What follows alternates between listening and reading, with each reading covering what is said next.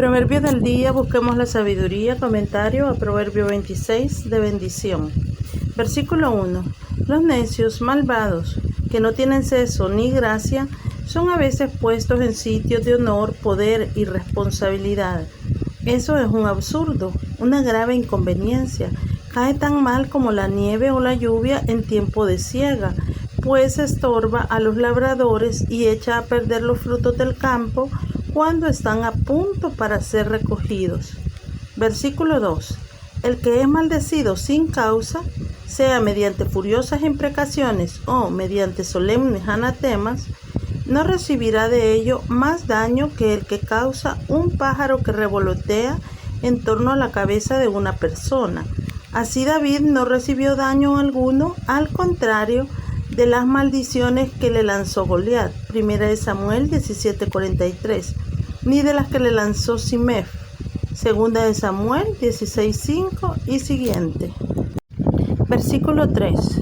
Como en 10:13 y 19:29, se expresa aquí la inutilidad de los buenos avisos y consejos a los necios y malvados, por lo que para dirigirlos por el buen camino, como a los caballos, o para frenarlos de seguir por el mal camino, como a los asnos, hay que emplear la fuerza de la severa reprensión y aún el castigo físico, impuesto por la autoridad competente, simbolizados aquí por el látigo y el cabestro.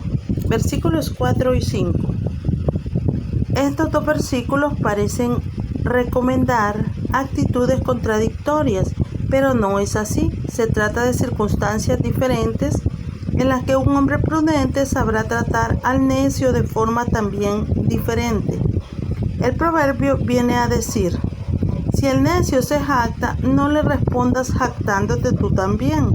Si grita desaforado, si maldice, no le respondas con su mismo lenguaje, pues te rebajarás al nivel de él. Pero si tienes motivos para pensar que tu silencio va a ser interpretado como una muestra de debilidad, respóndele como se merece su necedad, venciéndole con sus propias armas. Si profiere algo que tiene la pretensión de ser un argumento a su favor, dale la respuesta conveniente, sabia, no sea que vaya a creerse que es un sabio por haber presentado una razón a la que no ha sabido responder. Versículos 6 al 9. Salomón muestra aquí que el necio no sirve para nada útil, o es tan tonto que no sabe pensar bien, o es tan malo que no sabe pensar otra cosa que el mal. Por eso no se le puede encomendar ningún asunto que comporte responsabilidad e importancia para el que les ordena algo o les envía a cumplir un encargo. La persona que así hace uso de un necio es como si se cortara los pies, pues se inhabilita, se queda inválido para cumplir el objetivo que se proponía. Además, bebe su amargura, ya que un comunicado mal entendido por haberlo distorsionado el criado necio puede enfurecer a la persona que recibe el mensaje y, creyendo que esa era en efecto la intención del amo, tomar venganza contra él, lo que sería como un brebaje amargo. El símil del versículo 7 da a entender que el proverbio del necio es una forma de expresión tan inútil para los que le escuchan como las piernas de un cojo, incapaces de soportar el peso del cuerpo al andar. Del mismo modo, versículo 8, dar honores a un necio que no sabe apreciarlos ni usarlos debidamente es como atar la piedra en la honda, acción sin sentido, pues la piedra no podrá, si está atada, ser disparada de la honda. No es claro el sentido del versículo 9, pero en todo caso indica un grado de necedad mayor que el del versículo 7. El sentido más probable es que un necio, con sus refranes o dichos, puede hacer a otros y a sí mismo daños incalculables, como un borracho a quien le viene a la mano, versión más probable, un objeto punzante con el que hiere a diestra y siniestra, y también a sí mismo, porque no sabe cómo manejarlo debido al estado en que se encuentra. Versículo 10. El texto de este proverbio es oscuro, pero el sentido se adivina. Nota del traductor.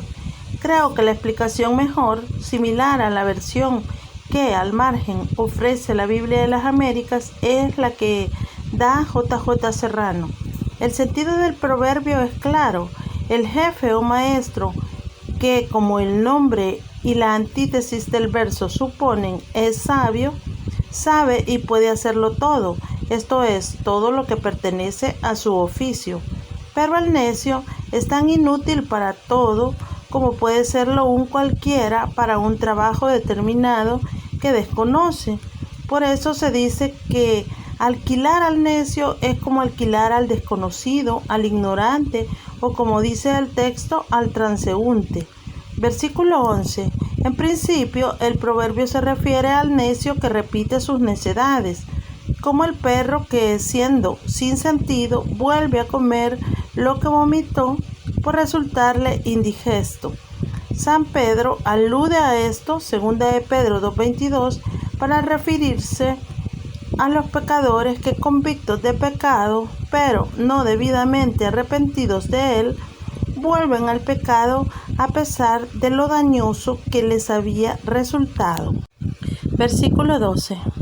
Grave enfermedad espiritual es tener de sí mismo un concepto más alto del que debería tener.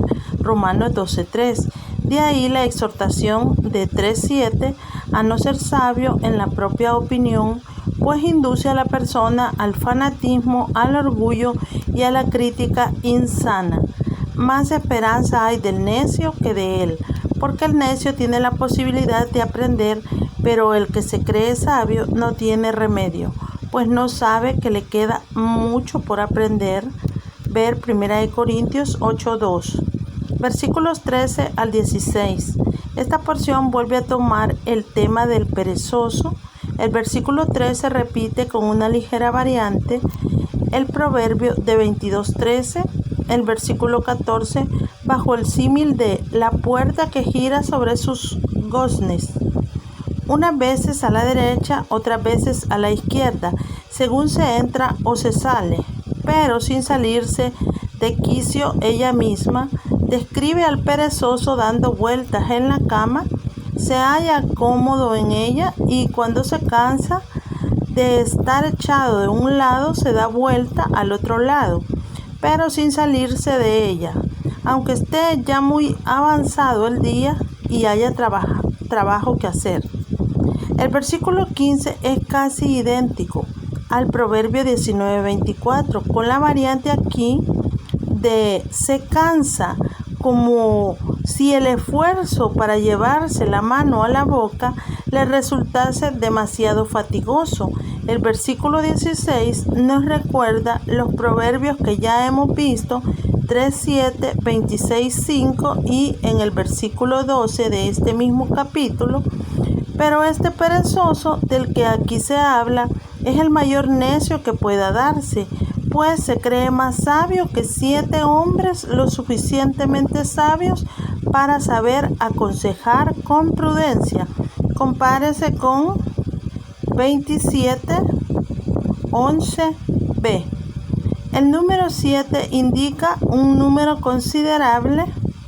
La buena opinión que de sí mismo tiene este perezoso es una de las causas determinantes, quizá la única, de su pereza.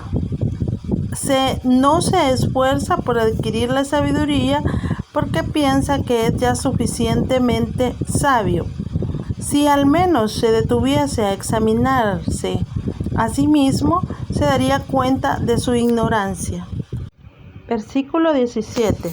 Lo que aquí se condena es, como dice la expresión castellana, meterse en lo que a uno no le importa. El que se interfiere en asuntos ajenos o se mete a intermediario imprudente en pleitos que no le van y en los que no sabe dar un consejo pacificador, se expone a causarse problemas a sí mismo y encender más, en lugar de apagar la disputa. Es como tomar por las orejas al perro, no al perrillo doméstico, sino al que vagaba suelto por las calles en Palestina. Versículos 18 y 19. Se exponen aquí los peligros de las bromas que llamamos pesadas. Del hombre en cuestión se dice que enloquece, pues no se percata de las fatales consecuencias de sus acciones al engañar a sus prójimos. Es tan loco como el que lanza llamas y saetas mortíferas por hacer deporte, con evidente peligro para todo el que se acerque a él o pase cerca de él. Versículos 20 al 22. De la misma manera que el fuego se apaga cuando le falta combustible, también la contienda cesa donde faltan los chismosos. Ver 16:28 y 22:10. El versículo 21 viene a expresar la misma verdad de modo diferente. El hombre pendenciero enciende, mejor inflama la contienda como hace el carbón con las brasas y la leña con el fuego. El versículo 22 es una repetición de 18:8.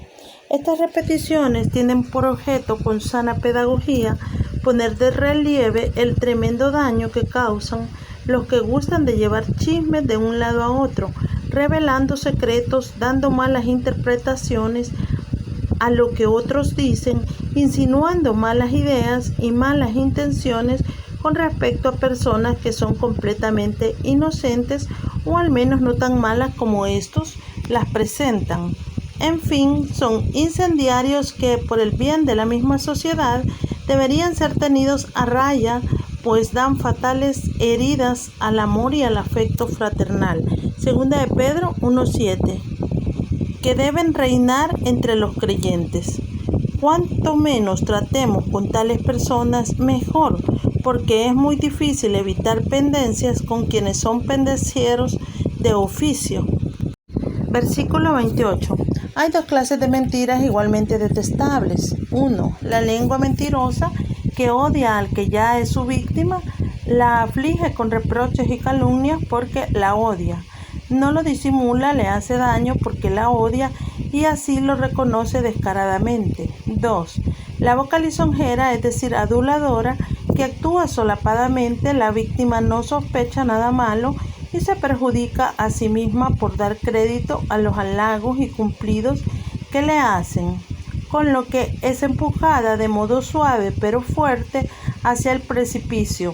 Un hombre prudente temerá más al adulador que le bese para matarle que al calumniador que proclama la guerra.